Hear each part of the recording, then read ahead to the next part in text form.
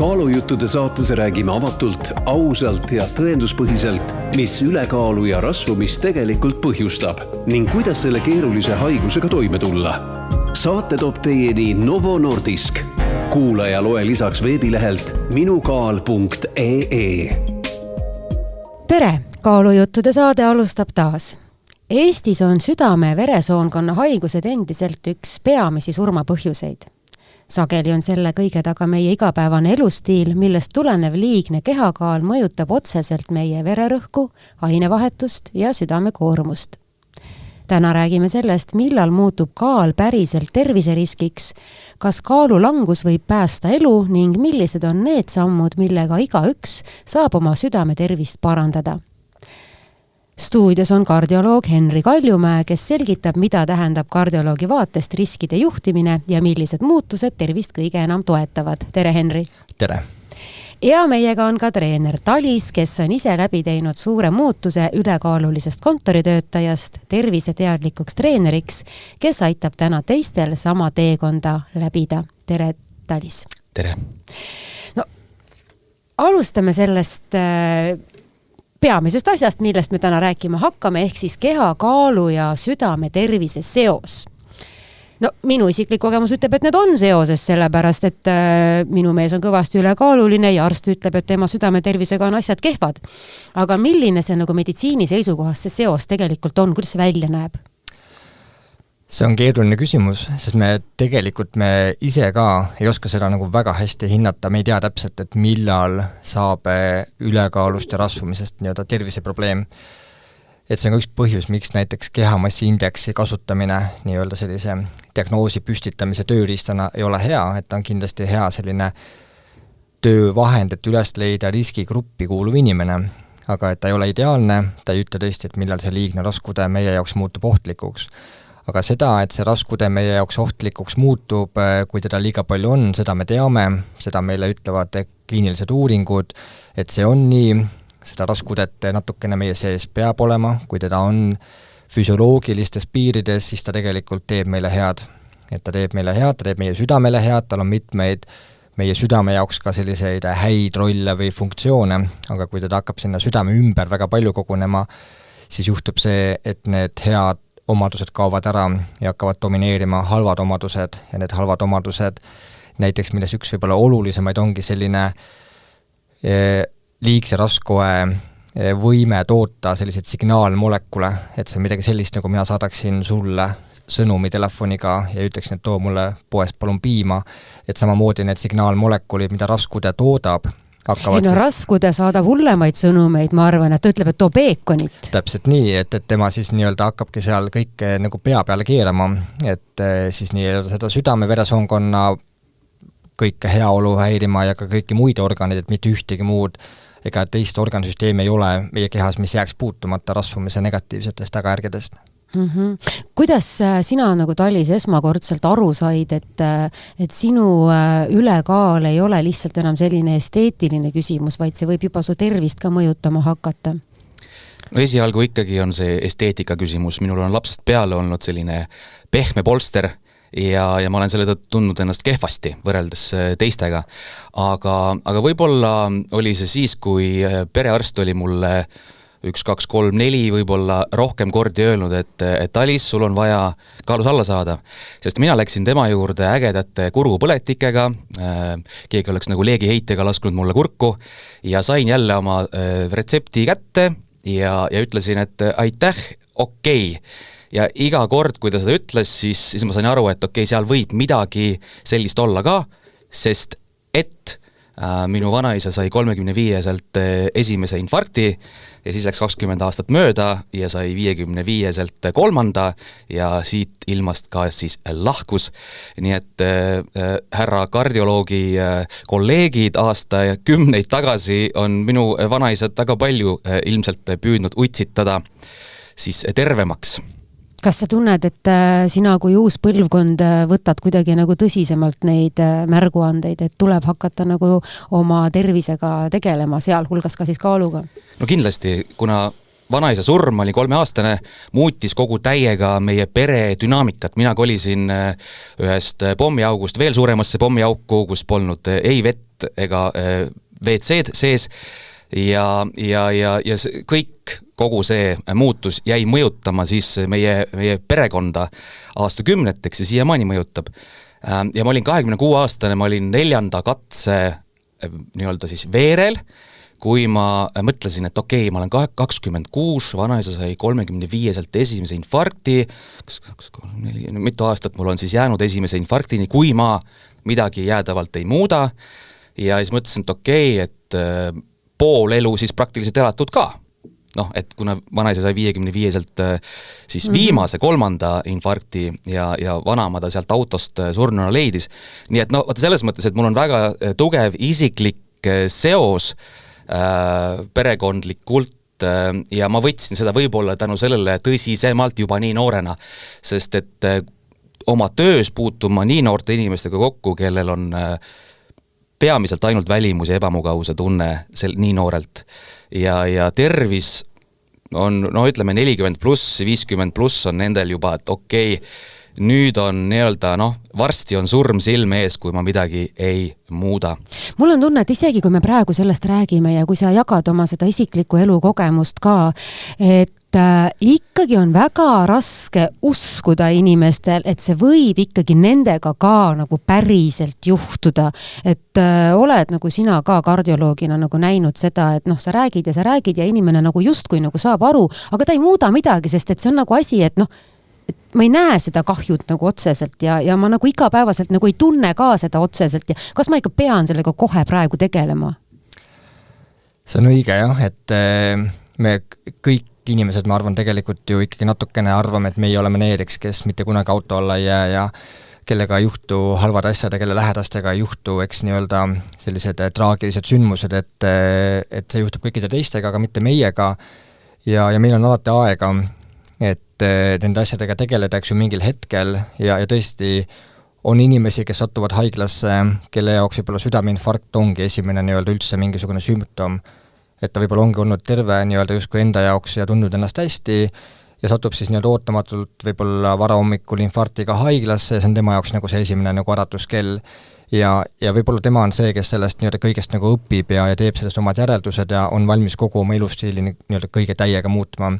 Aga on ka inimesi, kes tulevad, eks ju, 4. infarktiga, 5. infarktiga, kes suitsetavad endiselt, eks, kellel ei ole see nagu kohale jõudnud,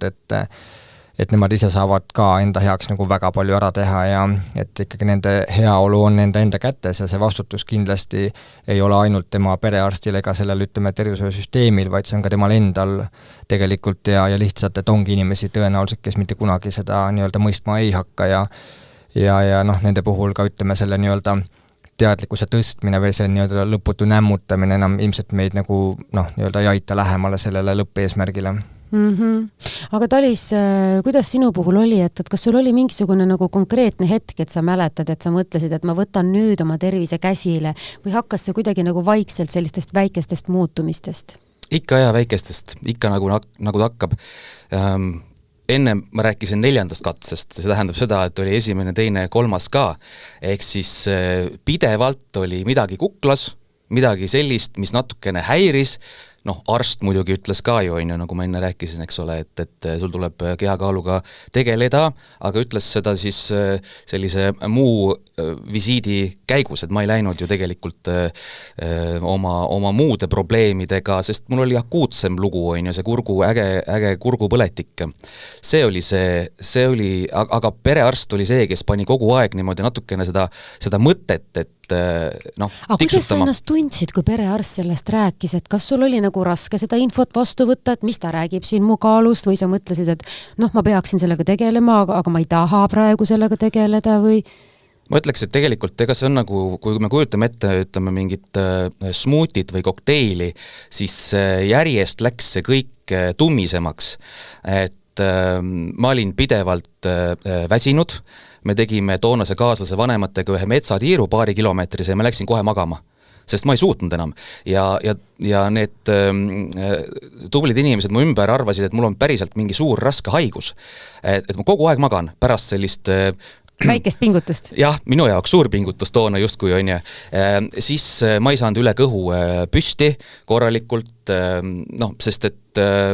kõht oli ees ja kõhulihased nõrgad ka, siis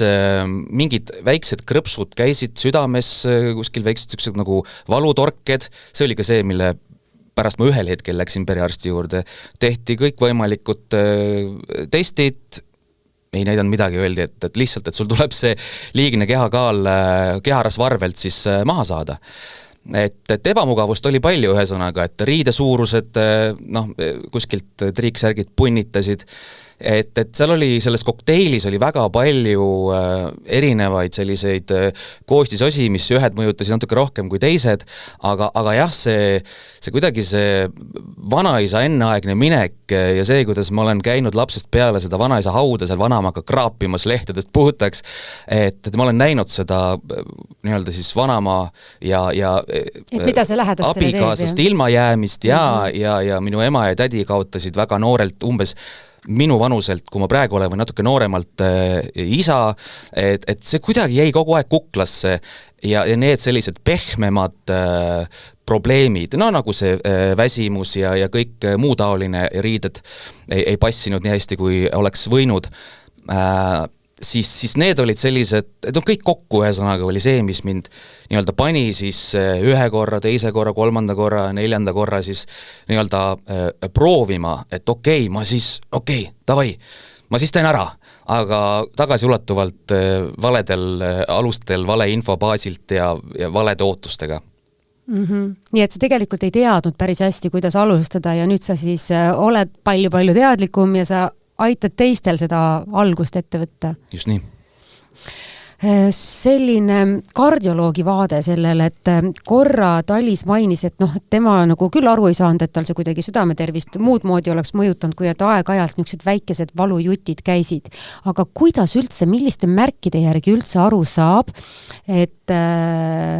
see meie tervise käitumine on niisugune, mis on hakanud meie südametervist mõjutama, et kas võib juhtuda, et sa ei saagi kuidagi aru, ainult et mingid analüüsid näitavad, kui juhtumisi keegi satub tegema õigeid analüüse?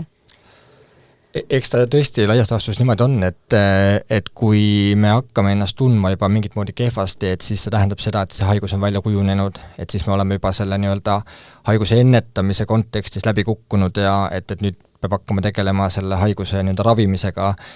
Ja et kui me näiteks räägime vererõhu mõõtmisest või räägime vereanalüüsidest, et siis me mõtleme ikkagi sellise nii-öelda skriinimise peale, eks, et me katsume üles leida selle riskiteguri, mida me teame, et mida me saame mõjutada ja mida on mõtet mõjutada, kui ta on korrast ära, näiteks kolesterooli tase, veresuhkur ja nii edasi.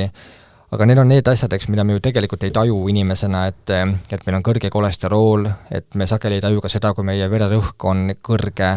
pikemat aega olnud. Inimene harjub ära sellega, jah? Ta isegi ei pruugi seda, see vererõhk hakkab vaikselt kasvama ja ta adapteerub sellega ja ta tegelikult ei üldse saagi aru, et see rõhk on kuidagi moodi olnud korrast ära ja samamoodi, ütleme, eks kolesterooli tase ja rasvumine ka, et et see visuaalne nii-öelda dimensioon, eks, et me saame aru, et midagi on nagu mäda või et see kehakaal võiks olla madalam või väiksem, aga ja teine teema, eks ju loomulikult see, et see meie ütleme, koormus, tolerantsus ja nii edasi, selline nii-öelda suhteliselt objektiivne, selline parameeter kindlasti mängib nagu rolli, aga me ei taju seda, et kuidas see raskude tekitab sellist madala intensiivsusega põletikku meie kehas ja meie kõik organid kahjustab, et seda meil ei ole mitte mingit moodi võimalik kuidagi moodi nii-öelda tajuda ja sellest nagu aru saada ja sellepärast me ka tegelikult ilmselt jääme hiljaks nende asjadega, nende otsustega, et samamoodi, eks koronarhaigus, seesama infarktihaigus, ta ei teki, eks ju, niimoodi üleöö, ta tekib aastakümnete jooksul, mõnel tekib ta kiiremini, kellel on rohkem riskitegureid, teisel võtab ta kauem aega, ta hakkab ema kõhus pihta juba, et see, et kuidas meie vanemad meid kasvatavad, millega meid toidetakse, mis on meie nii-öelda selline lastetuba, et mis on meie kodused sellised eeskujud, see kõik mängib rolli, et see ei ole midagi sellist, mis nüüd kuidagi moodi tuleb üllatusena ja et loomulikult, et ka terve sportlik inimene, kellel ei ole mitte ühtegi sellist nagu selget riskitegurit, ka tema, eks, võib saada infarkti, et see on lihtsalt nii-öelda halb õnn, eks, ja kindlasti on nii-öelda riskitegureid, mida me ei suudagi tuvastada ja mida me ei suudagi elimineerida. Samamoodi, eks, nagu Talise puhul tegelikult ütleme, esimese astme sugulase varajane südameinfarkt on kindlasti paraku ka Talise jaoks selline väga selge riskitegur ja mulle tundub väga selgelt, et Talis on sellest aru saanud ja see on, ongi nagu tänuväärne, et kui me saame sellistest, ütleme, traagilistest sündmustest samamoodi õppida, et teha nagu enda heaks midagi ja kindlasti ma arvangi see, et kui seda nagu patsiendile või sellele inimesele, kellel see probleem nii-öelda on tervisega, kuidagimoodi üldse kommunikeerida, et tema ju tema jaoks ei ole nagu oluline võib-olla see, kui minu jaoks arstil on oluline, et tema kolesterooli tase oleks madal või et tema kehakaal oleks madalam, et selle patsiendi või selle inimese jaoks oleks tähtis see, et ta jõuaks teha oma elukaaslase perega selle metsamatka, et ta näeks oma laste või lastelaste kooli lõpetamisi, et ta suudaks oma lastega jalgpalli mängida, nii-öelda nautida, eks ju, sellist igapäevast elu, et nende jaoks see nii-öelda võib-olla see ravimine ja see kõik nii-öelda riskitegurite ohjamine tähendab hoopis midagi muud ja võib-olla me peakski lähenema neil hoopis nagu nii-öelda teistmoodi nendele probleemidele, et mitte ainult rääkima sellest tablettravist ja mingitest halbadest asjadest, mis juhtuvad, kui me ei ravi või kui me ei tegele asjadega, vaid just nimelt keskenduma nagu sellele, mis läheb hästi, kui me tegeleme nende asjadega. Et oleks nagu rohkem sellist, ütleme, mitte hirmutamist, vaid nagu positiivset julgustamist. Just, et selline nagu, mingis mõttes selline klassikaline nagu turundustegevus, eks, et me nii-öelda pöörame nagu tähelepanu sellele positiivsele kasule, eks ju, mida meil on võimalik saavutada, kui me teeme nii-öelda õigeid asju, et mitte me nagu ei räägi, mitte me ei hirmuta seda inimest lõputult, et kui sa nüüd seda ei lõpeta ja kui sa nüüd nii tegema ei hakka, et siis on väga halvasti ja et siis sa oma võib-olla pead, eks ju, mis iganes, et oma lapselapsi ei näe või veel hullem, eks ütleme, kui me näiteks räägime nii-öelda ka noortest inimestest tänasel päeval, eks me teame, meil on ju probleem, kasvav probleem on, eks ju, rasvumine nii-öelda siis kooliealistel lastel, et see on selline väga nii-öelda muret tekitav teema ja kindlasti me oleme võib-olla seal põlvkonnas praegu, kus me näeme siis nii-öelda olukorda, et meie lapsed võib-olla lahkuvad siit ilmast enne meid. On see kuidagi nagu kardioloogi, ma ei tea, kabinetti ka juba jõudnud või? Et kas inimesed on nagu nooremaks muutunud, kellele südameprobleemid ilmnevad? Täpselt nii, et ma just hiljuti sattusin lugema sellel teemal olude sunnil ja tegelikult tõesti kirjandus toob väga selgelt välja, eks kui me vaatame näiteks trende südamelihase infarkti seisukohast, et vanemaealiste inimeste infarktide esinemissagedus on langenud aastakümnete jooksul rohkem kui nooremaealiste inimeste südamelihase infarktide esinemissagedus. Ehk siis see tähendab seda, et justkui teha selline hästi jäme rafineerimata järeldus, et see nii-öelda vanem inimene on nagu tublim inimene, et noortel on teistmoodi kaasaegsemad riskitegurid, erinevad riskitegurid, hoopis sellised riskitegurid, mida näiteks nendel eakamatel inimestel ei ole. Nad ei ole terve elu arvutis istunud, nad ei ole terve elu rämpstoitu söönud. Täpselt nii, kogu see nii-öelda, eks ju, toidu teema kindlasti tuleb siin mängu, rasvumine on olnud ajalooliselt, eks ju, selline südame-veresoonkonna haiguste riskitegur ja ta on ka seal tõenäoliselt kuni nii-öelda me siin planeedi peal elame, eks, kuni lõpuni välja, et praegu ei ole nagu näha seda, et see rasvumise nii-öelda pandeemia kuidagimoodi raugeks või et ta maha rahuneks, et pigem vastupidi, jah. Talis, kui suur väljakutse see sinu jaoks oli, et kui sa olid ikkagi nagu alustanud nende muutustega ja siis kindlasti tuli ka mingi aja pärast nagu väike edu, aga kuidas sa ennast nagu motiveerisid või? Keeruline, oleneb millisest sellisest algusest me räägime, kas oli esimene kord seal Tartus ülikooli esimesel kursusel, kui ma toitumist ei muutnud, lihtsalt ütlen välja, et see on number 1, mida peab kindlasti muutma. Mul on hea meel, arvasid, et ainult trennist aitab? Jaa, et mul on hea meel, et David Ilman ühes eelmises episoodis ütles kenasti välja, et fookus tuleb rohkem seada toitumisele, et me räägime liiga palju, tuleb liikuma hakata, liikuma ka, aga kui toitumist ei muuda, nagu mina esimesel katsetusel hakkasin siis suure kehaga, valede jalanõudega asfaldil jooksma ja see vasak põlv annab mulle nüüd 15 aastat siiamaani tunda kergelt, kuigi ma teen jõutrenni juba üle 10 aasta ja suudan seda kontrolli all hoida, aga ta tuletab mulle meelde, et ma hakkasin valedel alustel toimetama. Et selles mõttes mina usun seda, mida täna ka haridus- ja spordipsühholoogid räägivad, et motivatsiooni saab suuresti väljast poolt toetada. Aga ehk siis ilma sundimata, inimesel peab olema autonoomsus otsustada, inimene peab saama kompetentsemaks, ta peab aru saama, et esiteks kõik on tema valikutes kinni ja tema saab ise otsustada, aga samas see kõik, mida ta teeb, ta saab sellest paremaks ja et ta on seotud teiste sarnaselt mõtlevate inimestega. Ja see kõik, mis ma kirjeldasin, teeb selle sekkumise üks ühele või grupis eriti kalliks, selles mõttes, et see on aja- ja rahamahukas ja ma hea meelega tegelikult näeksin hoopis, et kaalika maksusüsteem oleks soodsam kui krõpsu maksusüsteem. Sa oled nüüd paar korda maininud, et sa katsetasid nagu selle tervisliku eluviisi alustamisega nagu mitu korda, et millised need järgmised katsetused olid, mida sa olid selleks ajaks õppinud ja mida sa jälle valesti tegid? Ega ma tegelikult väga ei õppinudki muud kui seda, et see eelmine lahendus ei töötanud, võtan siis järgmise. Ja järgmine lahendus oli see, et ma praktiliselt midagi ei söönudki. Hakkasin seal ülikooli ajal siis kõvasti Tartus jalutama, sõin porgandit, lahjat supileent, sest et mul oli toonase hea sõbraga oli kokkulepe, et kui mina võtan jaanideks 6 nädalaga 6 kilo maha, siis tema jookseb iga nädal 7 kilomeetrit. Vabandust, 100 kilomeetrit. Ja siis mina muidugi võitsin selle, aga kaotasin ka, et suve lõpuks olid kõik kaotatud kilod tagasi. Ja siis kolmas katse oli see, kus ma siis läksin lõpuks nõustaja juurde, personaaltreeneri juurde, kes tegi mulle treeningkava ja toitumiskava, aga ma ei saanud aru, miks ma pean hakkama jõutrenni tegema ja miks ma pean hakkama toitumiskava alusel neid tehnilisi makrotoitaineid, süsivesikud, rasvad, valgud, miks ma pean hakkama neid nii tuimalt sisse sööma ja jooma, et ehk siis mul polnud autonoomsust, mul polnud kompetentsust, see ei arenenud. Ja sa ei saanud aru, miks sa teed seda? Ja ma ei saanud aru, miks ma teen seda ja mul ei olnud seda toetussüsteemi tol hetkel. Nii et kui ma tagasi vaatan ja nüüd inimesi nõustan, siis ma püüan teha kõik nii, et ma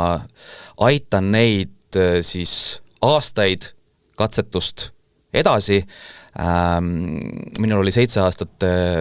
ebaõnnestumist ja katsetamist, aga mis ma tahan öelda on see, et kui seda sellist tahet, see kõlab lihtsalt, aga kui tahet ei ole, siis ei saa mina ka aidata. Mis ma tahan veel öelda, näiteks on 9 inimest 10 teab, et ülekaal ja vähene liikumine on südame-veresoonkonna haiguste riskitegur. Aga mingil põhjusel on ikkagi 60% inimesi ülekaalulised või rasvunud ja 60% inaktiivsed. Et selles mõttes see info on inimestel teada. Nüüd on küsimus see, et kuidas need sellised käitumuslikud muutused ka esile kutsuda ja üks ühele, nagu ma ütlesin, on selline päris ressursimahukas, aga ühiskondlikul tasandil olen David Ilmaniga väga, väga nõus. Praegu rääkisid siin sellest, kuidas inimesed nagu ei leia võib-olla motivatsiooni või usuvad, et nad saavad seda edasi lükata või et nad saavad aru küll, et kuidas peaks tervislikult elama, aga nad ei saa sellega hakkama. Ja mulle tundub, et võib-olla iga inimene peab leidma selle mingi enda nõksu, mis teda nagu konkreetselt aitab. Et ma hiljuti rääkisin oma ühe tütrega, kes on ka oma sellise kaaluteemaga tegelenud ja nüüd tal on see kaal kenasti kontrolli all ja ma pakkusin talle maiustusi, sest ta tuli mulle külla ja ma tahtsin talle maiustusi pakkuda. Ja siis ta ütles niimoodi, et ma ei saa seda maiustust võtta, sest et ma iga kord, kui ma maiustust võtan, ma küsin endalt küsimuse, et kas sa tahad seda maiustust rohkem või sa tahad rohkem olla peenike? Ja iga kord ta vastab, et ta tahab olla rohkem peenike ja tal tuleb see küsimus automaatselt pähe, nii et ta ei saagi enam seda maiustust võtta, et tal nagu tundub, et seda ei ole talle tegelikult üldse vaja. Ehk siis, mis see sinu asi on, mis sind aitas? Et temal oli näiteks see üks küsimus iseendale, aga mis nagu sind põhiliselt aitab? Täna on hoopis teine lugu kui siis, kui ma neid katsetusi tegin. Täna ma tean täpselt nii, nagu kaassaate külaline tõi välja kõik need positiivsed asjad. Mul on energiat tegeleda erinevate hobidega, mul on tervis parem, ma jaksan joosta, ma jaksan üle kõhu püsti tulla, mul ei ole enam meeletut väsimust, riided sobivad paremini ja ma tean ka, et kui ma nii jätkan, siis on ülitõenäoline, et ma ei ela lihtsalt mitte pikalt, vaid kvaliteetselt. No näiteks, et kui ma tahan, siis ma lähen 60-70 aastaselt ka lumelauaga mägedesse. Et see on selline nii-öelda tervise investeering, mida ma olen enda jaoks ära sõnastanud just positiivselt. Et kõik inimesed, kes... Elu on nii palju mõnusam, kui oled tervem, eks ole? Tervem üks asi, et ma tegelikult ei olegi ju konkreetselt ennast haigena mitte kunagi tundnud, aga ma olen tundnud, et ma olen väsinud, ebakindel, kehva fookusega ja et võimaliku mingisuguse südariga lähimate aastate jooksul. Aga jah, et nii palju, kui ma olen aidanud inimestel muutuda ja ei peaks tegelikult kaalu puhul rääkima mitte ainult langetusest, vaid säilitamisest rohkem, sest meil ei ole mitte langetamise probleem, vaid meil on kaalu säilitamise probleem. Tegelikult, kui inimesed natuke järele mõtlevad, siis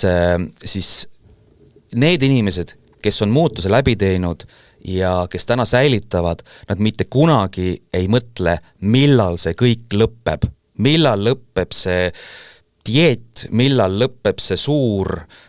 äng seal jõusaalis või seal terviserajal, nad naudivad seda kõike ja nad teavad, et see aitab neid elus edasi, et tõesti olla koos oma laste ja lastelastega kvaliteetset elu elav isa, ema, vanema, vanaisa. See on see tegelikult, mis kannab edasi, nende identiteet on muutunud. Mina olen see, kes liigub. Mina olen see, kes valib köögiviljad ja valguallikad ja häid rasvu sinna juurde. Ja mina olen see, kes sööb ka aeg-ajalt komme, kui tahab, aga see on minu otsus. Ma olen kuulnud päris palju jällegi inimestelt seda lauset, et kas ma nüüd elu lõpuni olen iga õhtu näljane? Ei pea olema. Tegelikult on niimoodi, et me võime siin järgmised saated teha nende inimestega, kes on minu käe all õppinud, kogenud ja säilitavad. Nad ei mõtle nii, nad mõtlevad niimoodi, et kui ma söön kvaliteetselt, kui ma söön piisavalt köögivilju, kiudaineid, valguallikaid, kui ma söön piisavalt mitmekesiselt, see on sama tegelikult, mida toitumine e-lehel on kenasti välja toodud, aga nad mõtestavad selle enda jaoks lahti ja kui nad söövad kvaliteetselt, siis neil ei ole õhtul sellist ängi ja neil on ka energiat. Et äng on nendel, kes loevad ainult kaloreid ja kvaliteeti seal juures tegelikult ei arvesta. Kalorid on küll olulised kaalulanguseks, pean selle ära ütlema, muidu ma ei saa siit podcastist ära minna, aga kvaliteet on kohe seal 2 millimeetri kaugusel, ehk siis, et oleks tõesti palju kiudaineid ja valguallikaid ja köögivilju laiemalt. Aga need inimesed, kes tahavad seda kõike, nagu ma kirjeldasin, et nende riided sobiksid neile hästi, neil oleks seljavalusid, põlvevalusid, et nad saaksid oma lähedaste inimestega kaua kvaliteetset elu nautida, need inimesed teevad lõpuks nii-öelda need valikud seal toidupoes ja nad kujundavad oma keskkonda, see on see Uku Vainiku üks põhisõnum, kujunda keskkond vastavalt, et see soodustaks sinu muutust ja muutuse säilimist. Et selles mõttes on see tütre näide väga hea, ema küll tahab parimat, tahab kommi pakkuda, see on täiesti nagu normaalne tegevus. Minu vanaema pakub mulle ka kogu aeg erinevaid asju sealt külmkapist ja laua pealt ja kogu aeg on selline kristallkausis on kommikesed ja ma vahel mõne huvitava, mida ma ei ole tükk aega söönud või mis ahvatleb, mõne võtan tõesti sealt ja see on ka okei, aga just see, et kas see toetab nüüd, see valik, mis ma teen, kas ta toetab minu eesmärke või ta ei toeta. Ja tütar teeb selles mõttes, et selle valiku siis sel hetkel ka kenasti ära, et lähtuvalt oma tänasest loodetavasti siis identiteedist, mis tal on tegelikult juba välja kujunenud, mina olen see, kes tahab olla võib-olla mitte lihtsalt peenikene, vaid tugev ja ennast oma kehas hästi tundev naine. Henri, sa mitu korda noogutasid, eks ole, sellel ajal, kui Talis rääkis ja mul tekkis selline mõte, et ilmselt sa tahaksid, et sul oleks aega kõikidele oma patsientidele täpselt seesama jutt ära rääkida, täpselt samasugused näited tuua, aga ma ei kujuta ette, et ühel kardioloogil vastuvõtu jooksul eales selline aeg on. Et kas sul on ka niisugune võimalus näiteks, et teed oma kardioloogi töö ära ja siis ütled inimesele, et nagu vaata, et meil on siin kõrvalkabinetis on toitumis- ja liikumis- ja elustiili nõustaja, et palun astu tema juurest ka läbi. Kas meil tänapäeval on selline variant olemas? Meil on need võimalused olemas, nad ei ole ilmselt väga nii-öelda kättesaadavad, see ressurss... Nad ei ole seal kõrvalkabinetis? Ta ei ole kõrvalkabinetis, eks, et ta peab ikkagi sinna selle aja nii-öelda saama. See aeg tuleb võib-olla 2 nädala pärast, võib-olla hiljem, et see ressurss on ikkagi piiratud, aga need võimalused on olemas, et neid patsiente, neid inimesi on võimalik aidata, et see ei ole nagu teema ja ma olen täiesti nõus kõige sellega, mida Talis just rääkis, et ma olen täiesti nõus sellega, et ikkagi see nii-öelda barjääride tekitamine selle enda ja selle nii-öelda ebasoodsa asja vahele ja nende nii-öelda soodsate tegevuste nii-öelda siis kuidagi moodi nii-öelda hõlbustamine enda jaoks on, eks ju, see nii-öelda võtmetähtsusega ja loomulikult, et kui kõigest sellest saab selline harjumus, mitte enam mingisugune distsipliini vajav tegevus, siis see kõik on nagu osa elust ja see ongi imelihtne tegelikult. Et see kõik on paraku jah nii, et see võtab aega, see nõustamine ja sageli sellest ei piisagi, kui seda ükskord teha, vaid see vääribki ja vajabki tähelepanu korduvalt ja et sellepärast mul ongi tegelikult väga hea meel, et sellised podcastid ja avaliku esinemise võimalused nii-öelda aeg-ajalt sülle potsatavad, et selliste nii-öelda, ütleme siis, kohtade pealt on võimalik nii-öelda mõjutada korraga võib-olla oluliselt suuremat hulka inimesi ja mida ma ise nagu kindlasti nagu tajun, on see, et loomulikult see inimeste vastuvõtlikkus selle info osas on väga varieeruv, on näha, et kõik ei soovi seda kuulda, on inimesi, kes tegelikult teavad seda kõike juba mingil määral, aga kindlasti ongi nagu huvitatud ka sellest, et seda nii-öelda natukene nagu paremini teada saada ja tõesti, et nendeni tuleb jõuda ja loomulikult on ka inimesi, kes tegelikult teevad ka asju õigesti juba ja neid tuleb samamoodi kiita, neid tuleb julgustada, et nad jätkaksid niimoodi elu lõpuni ja et nad teeksid seda kõike ja oleksid eeskujuks ise oma lastele ja et paraku jah, et nii-öelda arsti töö kõrvalt sellist nagu suurt ajaressurssi nagu ei ole, et seda kõike rääkida lisaks kõigele muule haiguse diagnoosimisele, haiguse ravimisele, et loomulikult kui patsient asub nii-öelda parasjagu voodiosakonnas, eks ravile, et siis sellisel juhul on võimalik talle natukene rohkem aega pühendada, aga ikkagi see on selline piiratud aeg ja et kahjuks nagu ikkagi me tegeleme nende tagajärgede likvideerimisega, eks ju tänasel päeval, et kuigi me võiksime ikkagi nii-öelda rohkem pühendada oma sellist energiat ja kõike seda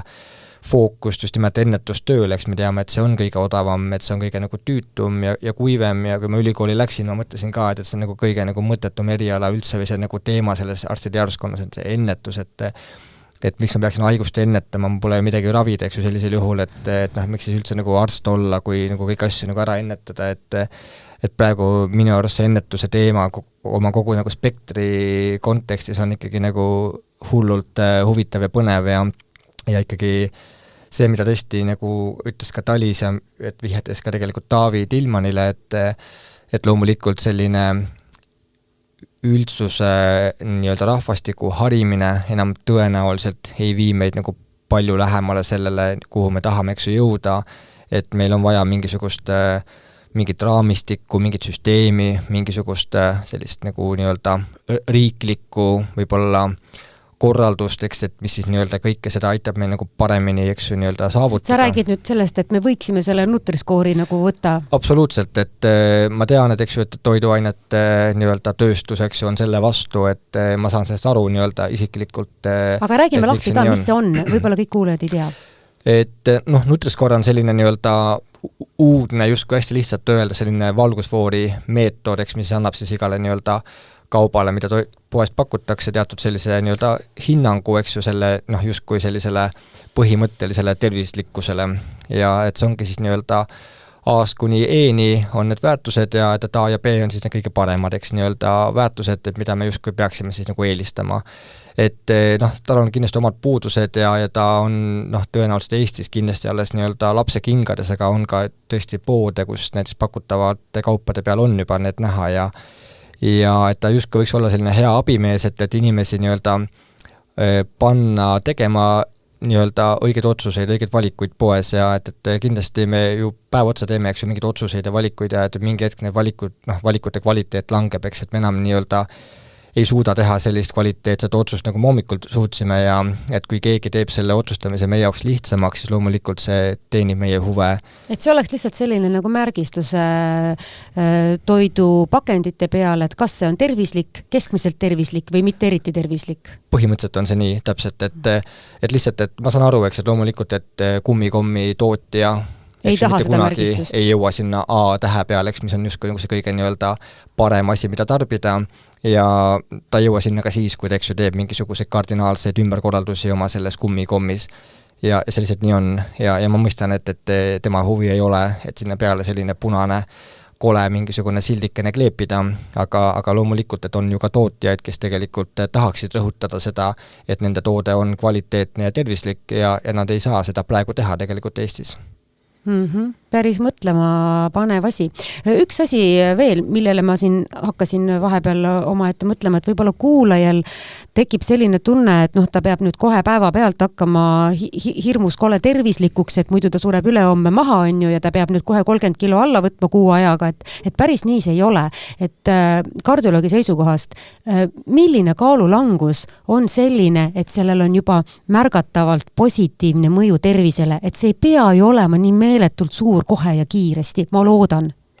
Absoluutselt, et see on täiesti õige,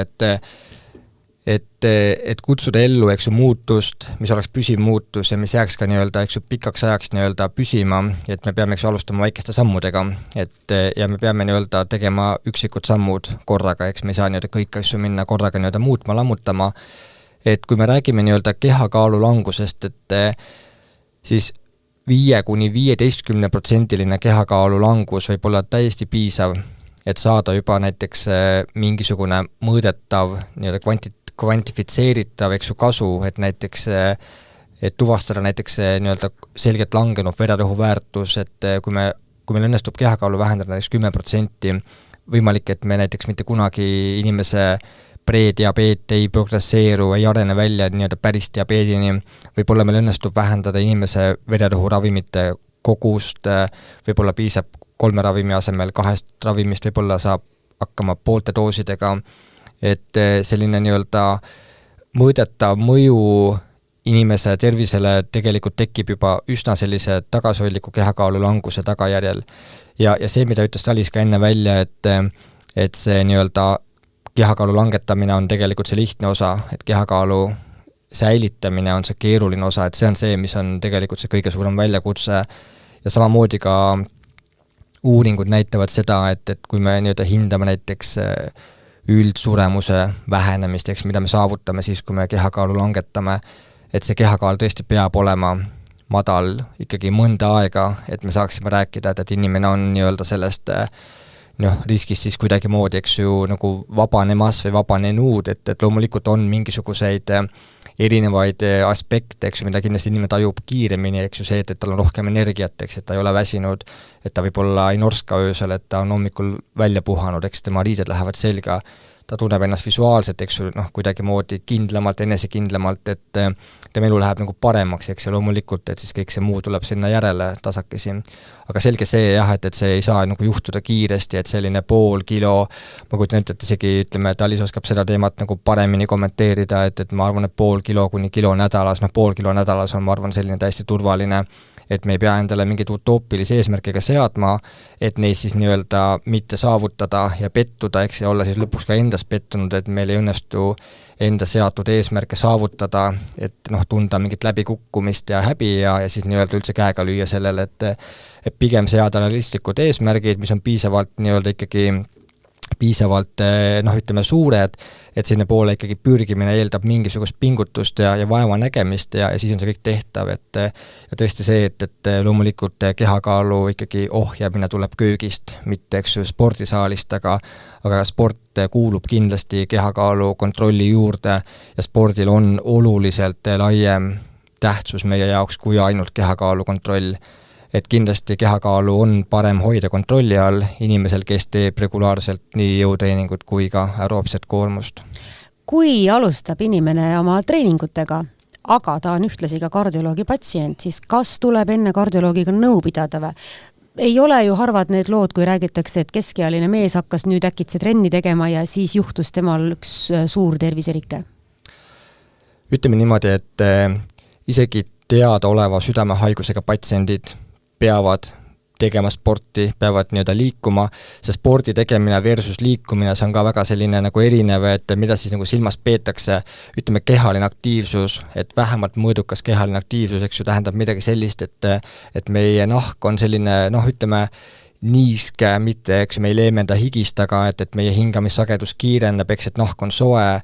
ja nii edasi, et selline mõõdukas kehaline koormus on see, mis tegelikult kuhu poole me kõik peaksime pürgima ja seda me peaksime saama, kes suudab, kes on tubli, siis see võiks minna sealt veel nagu edasi. Ja tõesti, et aga kohe kangi rebima ei? No põhimõtteliselt ei ole ju ühtegi nii-öelda selget takistust, et miks me ei peaks minema või miks me ei võiks minna kohe täna jõusaali treenima, et loomulikult, eks ju, see oskuste puudumine, teadmiste puudumine võib olla, eks ju, piirav tegur,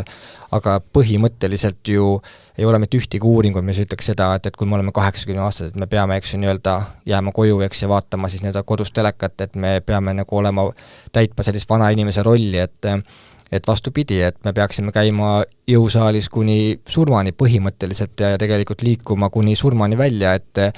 et mitte ainult see, et me tõenäoliselt sureme hiljem ja et tõenäoliselt ikkagi meie elukvaliteet ongi hea, et me saamegi, eks ju, reisida, me saamegi, eks ju, nii-öelda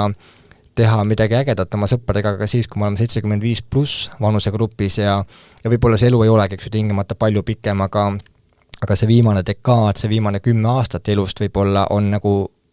palju täisväärtuslikum, kui ta oleks ilma nii-öelda selliste teadlike tervisevalikuteta. Ja kindlasti ütleme selline tavaline inimene, kellel ei ole nagu teadaolevalt mingisugust väga suurt südame-veresoonkonna haiguste riski, kellel ei ole, eks ütleme, mitut südame-veresoonkonna haigust diagnoositud, et nad ei pea väga muretsema treeningutega. Kui on, siis tegelikult, mis oleks mõistlik, et vähemasti pöörduda nii-öelda perearsti poole, et teha ära üks kardiogramm, võimalusel ka üks koormustest ja kogu lugu. Et kui seal midagi sellist väga selgelt välja ei tule, kui inimene suudab saavutada koormustestil näiteks sellise vähemalt mõõduka intensiivsuse mingisuguse piiri, siis tegelikult ei ole tal nagu takistusi, et oma igapäevast elu jätkata ja tegelikult ka siis nii-öelda pühenduda liikumisele.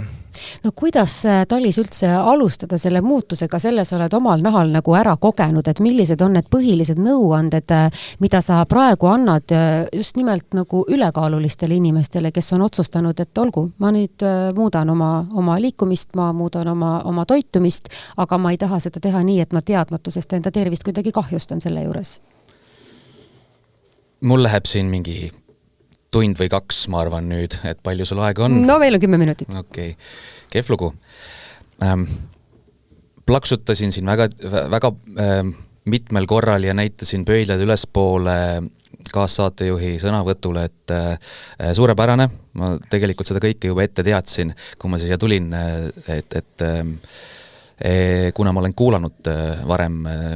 selle kardioloogi siis sõnavõtte, aga konkreetne küsimus saab väga laia vastuse. Kõige olulisem tegelikult on vastata ära 2 küsimusele. Mida sa tahad ja miks sa tahad? Ja need miksid, seal võiks olla tegelikult niimoodi, et kui sa paned mida ära, ehk siis eesmärgi ja hakkad sinna alla mikse sõnastama, siis igale eelnevale miksile vastad järgmise miksiga. Sa lähed selle nii-öelda taotlusega nii sügavale ja sa tuletad seda sel hetkel meelde, kui on raske. See on üks olulisemaid asju. Ja järgmine asi, ma teadlikult räägin üldiselt praegu, järgmine asi on see, et tuleb võtta vastu otsus, et see on õppeprotsess. Lihtsustatult nagu autokool. Tuleb teha mingeid tüütuid tegevusi, kõik mäletavad neid testide lahendamisi, punane auto tuleb siit, sinine tuleb sealt, jalgrattur tuleb 3. poolt, kellel on eesõigus. Tuleb õppida, tuleb ebaõnnestuda ja tuleb edasi minna. Samamoodi on autoga sõitma õppimine, on ju. Suretad välja autol, ehk siis ebaõnnestud, paned uuesti käima auto ja sõidad edasi. Et need on need põhiasjad tegelikult inimesel puuduvad, need sügavad sisemised käivitajad, sõnastamata on need, ja järgmine asi on see, et et ei ole infopuudus, ei ole mingisuguse treeningkava puudus, ei ole mingi toitumiskava puudus. On see, et inimene ei ole täna väga paljudel juhtudel minu kogemuse järgi valmis võtma seda kui õppeprotsessi, kui seda, et ta päriselt teeb nüüd asjad endale selgeks ja hakkab kogema ja seal juures tõesti on ka ebaõnnestumised, nii nagu mis iganes pilli õppides, autokooli näide juba käis läbi või mingit eriala õppides. Et need on nüüd kõige olulisemad. Ja nüüd, kui jõuan nüüd väga konkreetseks, siis päriselt ka esialgu ma soovitan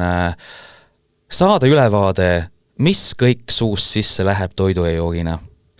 Ja selle pealt, need on andmed, ja selle pealt on võimalik hakata tegema otsuseid. Jah, ma räägin kilokalorite arvestamisest näiteks mõne tasuta kättesaadava äpi abil, võib-olla ma ei ütle konkreetseid mingisuguseid äpi nimesid, need on laialt kättesaadavad ja lihtne on sinna sisestada infot ja sealt on võimalik siis saada aru, et kui palju läheb energiat sisse ja milline on see kvaliteet ja selle pealt saab hakata otsuseid tegema. Selge see, et inimene esialgu tõenäoliselt ise ei suuda seda analüüsida. Oi, see on tüütu.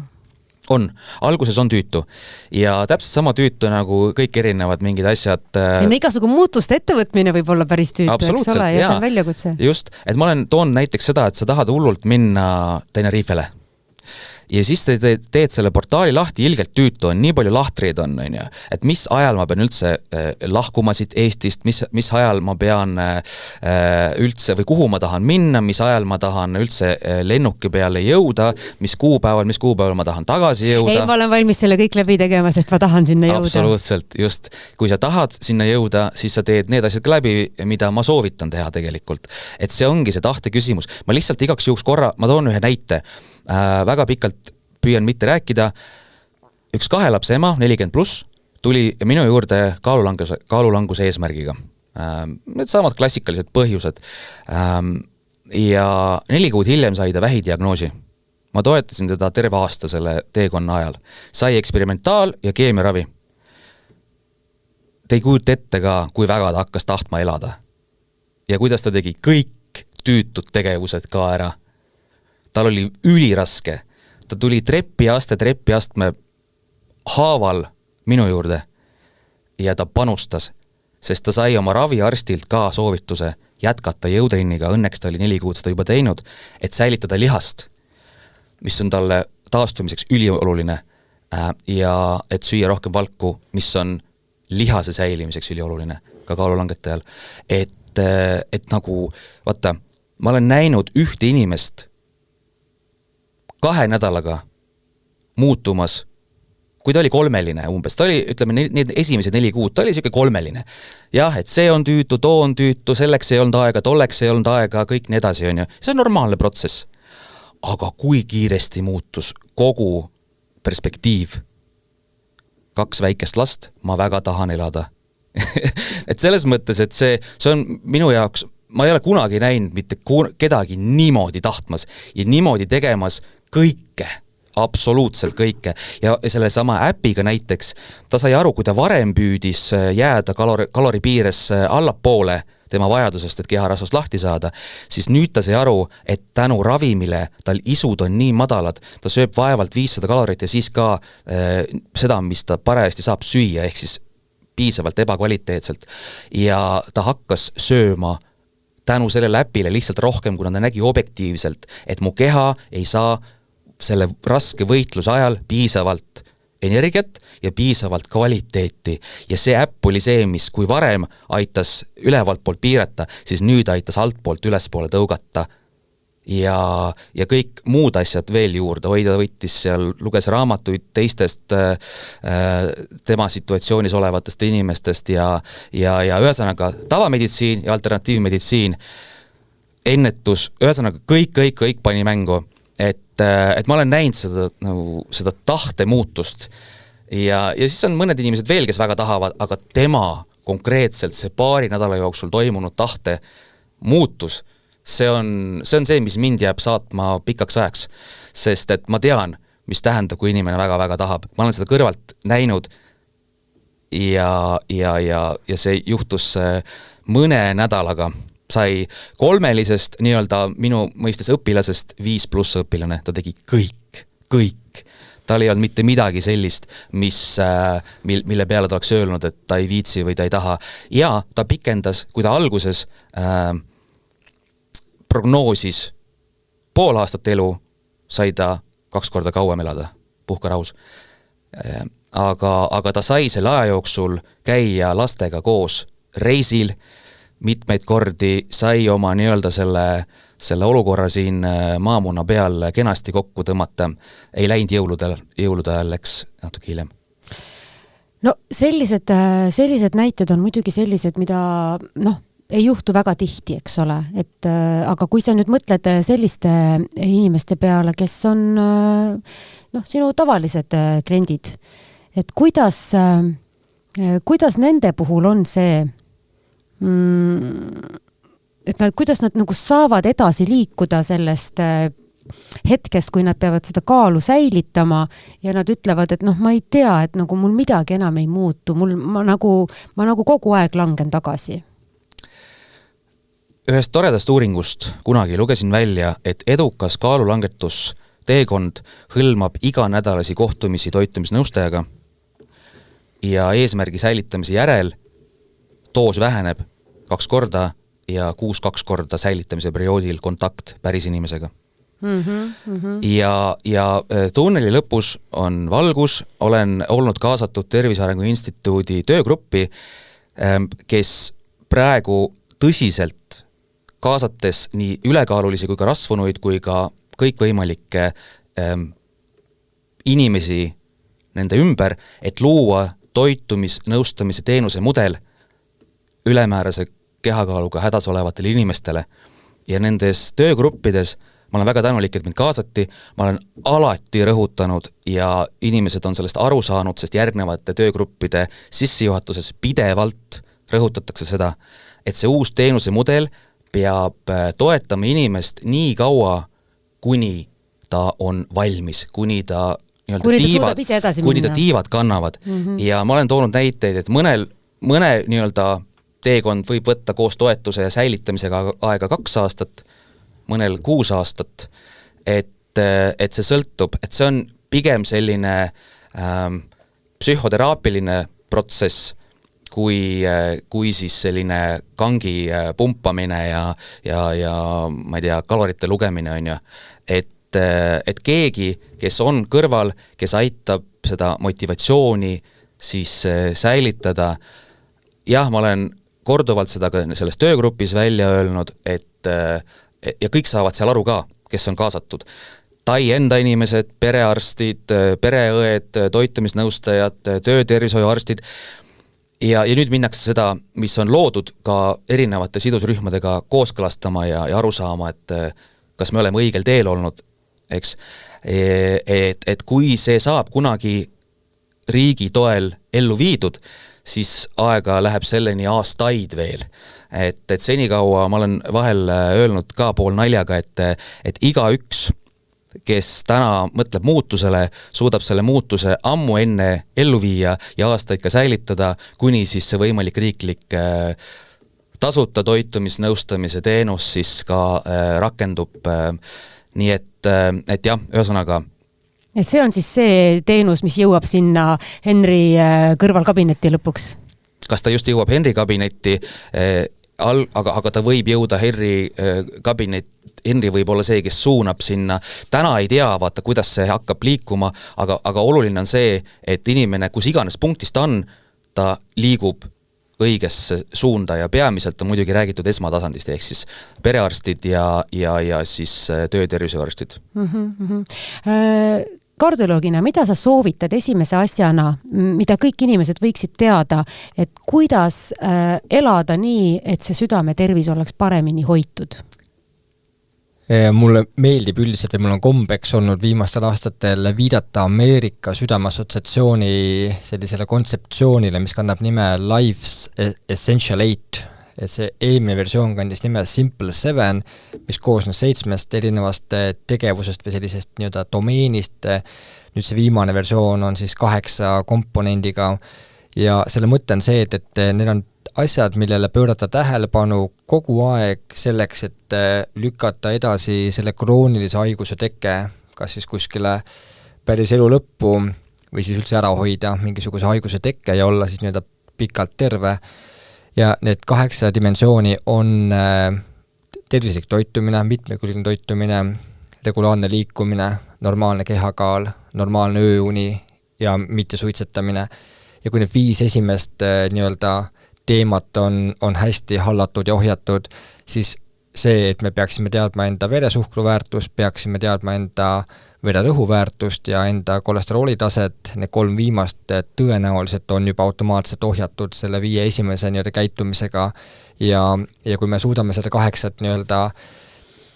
asjaolu pidevalt jälgida, siis tõenäoliselt meil ei ole nii-öelda sellist väga suurt vajadust arsti juurde pöörduda. Ja kui inimene pöördub arsti juurde ja tal on probleemiks need 3 viimast, siis tuleb tal tegelema hakata 5 esimesega? 5 esimesega ja loomulikult, et sõltuvad sellest, mis on selle inimese risk, et meile nii-öelda üldiselt on kombeks aru saada või katsuda kuidagimoodi mõõta ära, et mis on see tõenäosus, et see inimene näiteks saab eluohtliku südameinfarkti 10 aasta jooksul, et me üritame sellele inimesele panna mingisuguse nii-öelda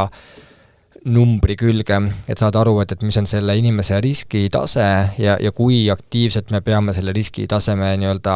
langetamisega tegelema, kas me saame edasi minna ainult elustiili muutustega või me peame paralleelselt hakkama pihta ka farmakoteraapiaga ehk siis tablettraviga ja absoluutselt ma toetan seda nii-öelda kehakaalu kontrolli, kehakaalu ohjamise kontekstis, eks me teame, et A ja O on, eks ju, nii-öelda liikumine ja toitumine igal juhul, et elustiili muutused, aga et ma tahan öelda seda, et kaaluravimid, millest eks ju räägitakse kui kaaluravimitest, et nad on midagi palju-palju enamat kui kaaluravimid, nad on ülihead ravimid, et nad on tõesti head suhkruhaiguse ravimid, neil on, eks ju, kaalu langetav toime, neil on praktiliselt kõikide klassikaliste südame-veresoonkonna haiguste riskitegurite suhtes kasulik toime, nad langetavad lisaks ka vererõhku, nad langetavad kolesterooli väärtust. Ma isegi tean inimesi, kes ütlevad, et nad ei taha enam õlut juua. Just, et tegelikult sõltuvushäirete puhul samamoodi kasutatakse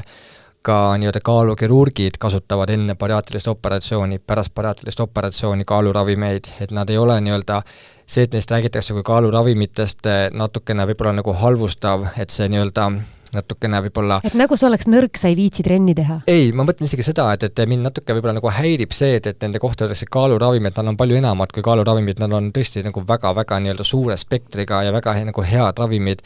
Ja see, kui inimene kindlasti kaaluravimit peab kasutama, et ma ei näe sellest nagu mitte midagi halba, et kui see aitab teda lähemale tema enda nii-öelda eesmärkidele, siis ka ütleme paralleelselt nende elustiili muutustega, kui me alustamegi selle kaaluravimiga, et see on täiesti okei. See ei ole mingisugune probleem, häbiasi, see on täiesti normaalne. Meil on inimeseks, kes nii-öelda teeks kõike, et saada kätte see nii-öelda Vegovi või selle nii-öelda süstitava semaglutiidi doos, et natukene kaalu langetada ja meil on inimesi, kes nii-öelda tunnevad selle pärast häbi, et nad peaksid seda tegema ja siin ei ole mitte mingisugust nagu põhjust, et miks see peaks nii olema. Ja kui me mõtleme selle peale, et me tahame käsitleda rasvumist kroonilise haigusena, mis ta on, siis me teame, et kroonilised haigused on üldiselt haigused, mida meil välja ravida ei ole võimalik. Ja samamoodi ka rasvumisega, ehk siis elustiili, eks ju see harjumust nii-öelda siis see rakendamine, juurutamine, see peab jääma selleks, et seda nii-öelda haiguskontrolli all hoida, et samamoodi ongi inimesi, kes tegelikult mitte kunagi tõenäoliselt ei pääsegi ka kaaluravimitest vabaks, et paraku see nii on, jah. No ideaalis võiks see siis olla nii, et kõik need inimese tervist toetavad tegurid on just selle inimese vajadustest lähtudes kombineeritud, et mida just talle parasjagu vaja on ja enamasti tal on vaja mitmeid erinevaid asju. No absoluutselt nõus, aga jällegi, et me ei saa nagu otsustada, et millised nii-öelda dimensioonid mulle sobivad ja millised mitte,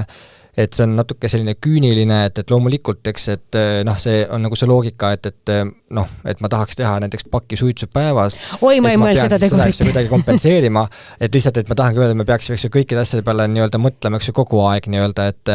või ma sain valesti viimse küsimusest ma vist pigem mõtlesin neid tegureid, et kui inimesel on vaja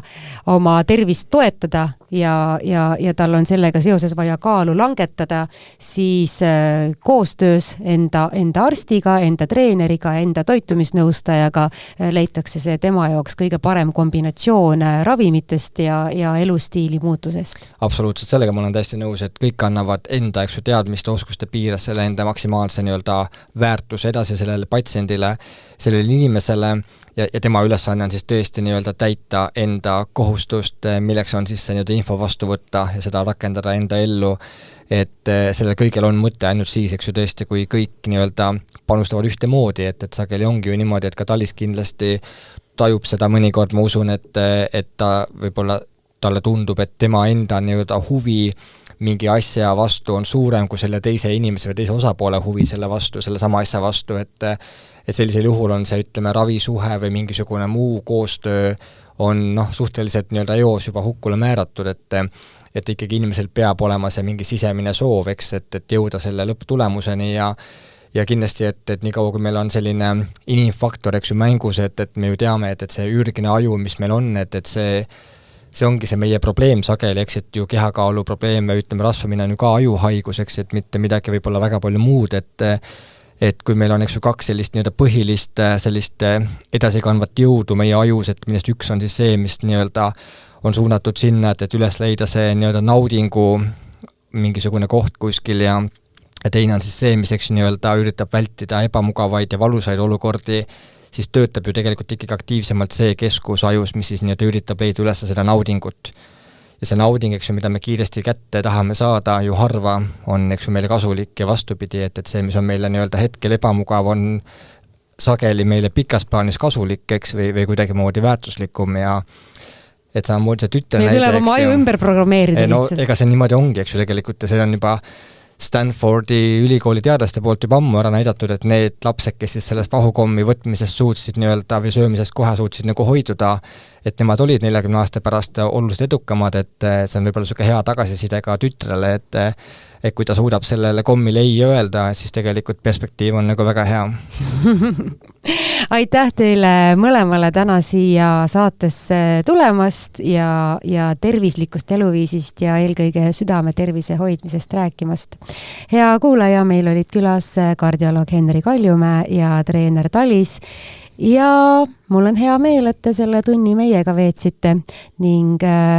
teisi kaalujuttude saateid võib ka kuulata, et need kõik on väga põnevad, need kõik on väga informatiivsed ja leiate need Delfi taskust. Kõike head ja kohtumiseni! Kaalujuttude saates räägime avatult, ausalt ja tõenduspõhiselt, mis ülekaalu ja rasvumist tegelikult põhjustab ning kuidas selle keerulise haigusega toime tulla. Saate toob teieni Novo Nordisk. Kuula ja loe lisaks veebilehelt minukaal.ee.